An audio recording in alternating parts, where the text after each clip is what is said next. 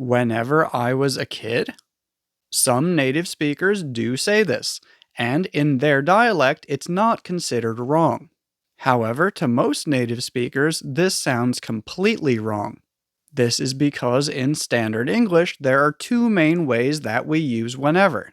First, we use it for patterns. For example, whenever it's sunny, we sit in the garden. There, it's very similar to every time. However, whenever is more conversational and focuses more on a general pattern. It doesn't always mean that it really is every single time. We also use whenever when we don't really know or care about the exact time that something happens. For example, call me whenever you're ready for me to pick you up. That basically means it doesn't matter what time you're ready, when you are, you can call me. However, in some parts of the US, people use whenever when talking about a specific time. For example, whenever I was a kid, I ate a lot of ice cream. In Standard English, that should be when I was a kid, not whenever I was a kid.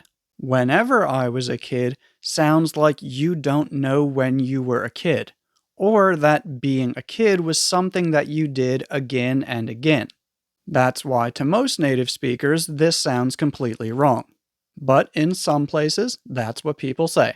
And it's not because they're stupid or uneducated, it's just because that's how they speak there.